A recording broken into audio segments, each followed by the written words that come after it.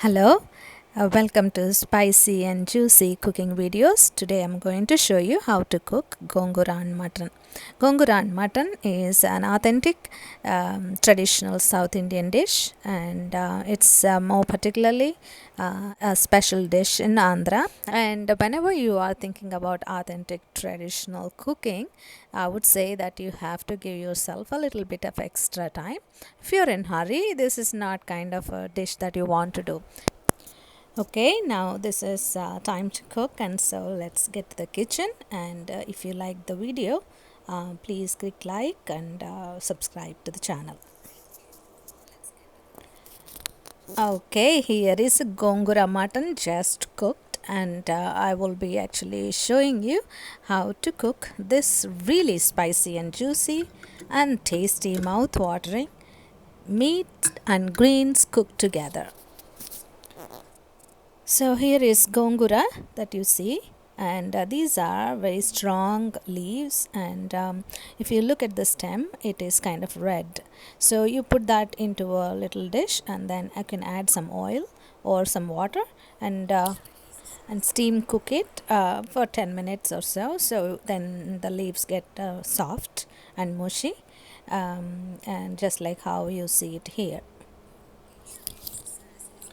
So now it is nicely cooked and soft, and then if you just like mush it together with a ladle or something, that would be enough. And you want to really take away those red stems that you're seeing, and you should take that away. So there are two kinds of gongura leaves. The one which you want to pick for gongura mutton is the one that has red stems, not the one that is like kind of light green kind of stems. That has a different taste. So this is the one that is sour leaves. So gongura mutton takes a two-step process, or I would say three. Anyway, so we first have to cook mutton first. So how we cook is we just steam cook, pressure cook, so until it becomes soft. So you take a half a teaspoon of turmeric, one teaspoon of salt for 1.5 to 2 lb meat. So this is how you cook. You just put half a cup of water. So you steam cook or pressure cook. Pressure cook is actually best. That's the first process. And then we get to the second process. So we have onion diced nicely, green chilies again sliced, and tomatoes diced nicely, and keep them aside and keep them ready. So then take your pan and put oil, 2 tablespoons of oil, and once the oil is hot, you add onions and green pepper. And if you have added herbs like curry leaves or cilantro, that only adds flavor, so it's no problem, you could add. So you see it is nicely sauteing nicely here. So when it is ready and sauteed, that's when you add some tomatoes as well. So then you start cooking tomatoes, and after a few minutes you will see tomatoes getting softer, onion even more softer, and it all comes together, becomes like a gravy. Like you can see that it's all becoming really like one gravy.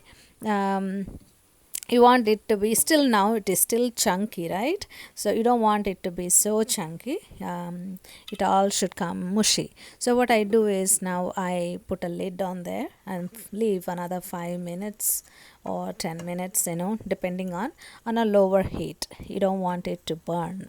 Okay, so that's why you have to give yourself some time and let it cook. You don't want to be in hurry. When you hurry, you want to start putting high heat, that's not going to work. Now it's again on the medium heat. At this point you add 3 tablespoons of that mushed and mashed gongura paste. Okay, so now this is all cooked nicely together. It is already looking tasty, don't you feel that? So now we have the second step is all ready. So then we go to the third step.